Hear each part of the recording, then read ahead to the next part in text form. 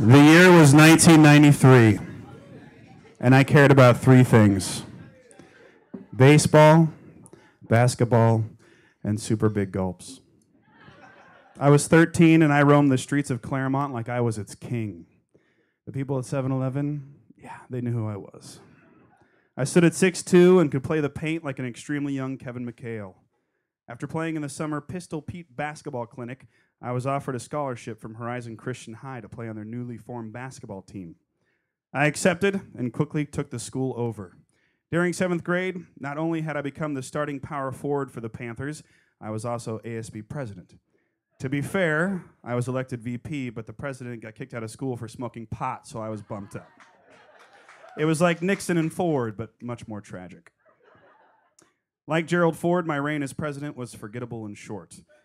My basketball season, on the other hand, was the best the Panthers had ever seen from a power forward, especially since this was the first season the school had ever had a power forward. I led our division in steals, blocks, and second chance points. Just to balance it out, I also led the division with the worst three-point average in turnovers, which basically means 6 out of 10 times if I stole the ball, they stole it back.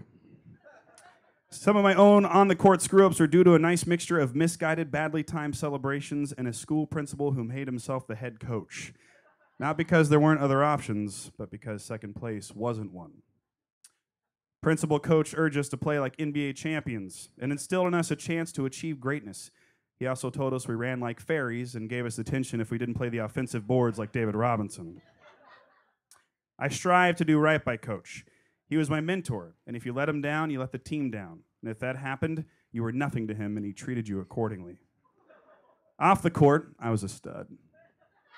Not only was I president of the school, I also wore cross-color shorts and Looney Tunes shirts like I was sponsored. My older sister spent most of her time teaching me the words to Naughty by Nature songs and trying to explain to me what Digital Underground Sex Packets was actually about. Back at school, I would tell the Christian contingency what OPP stood for and that my sister hung out with black people. I was their god. By the start of the 94 season, I was Horizon basketball.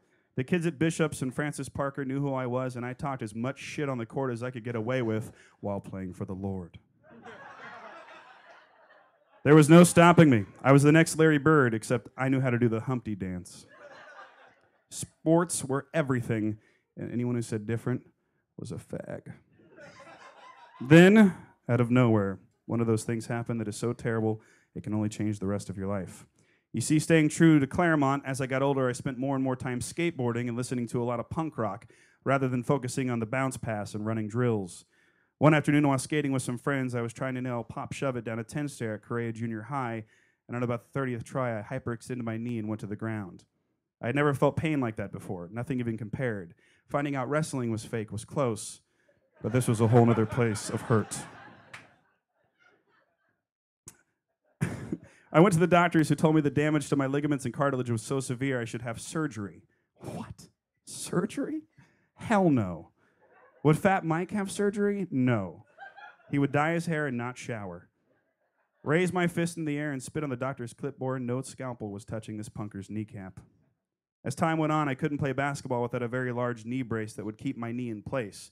If I didn't use the brace, every time I ran, I would look like one of those aliens from The Arrival. 2 people have seen The Arrival. After a few games, I had had enough. I quit.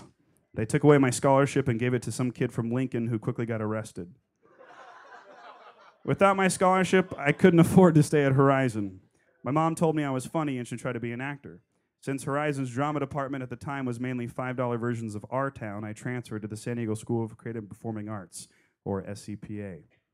I was 14, I had dyed hair, wore thrift store clothes, and told anyone who liked sports that they were a fag. Now, instead of spending my days running the court and wearing school colors, I would be in rehearsal for No No Nanette and the Crucible. I also now officially knew exactly what a fag was, and maybe I shouldn't say it all the time. SCPA didn't have any sports.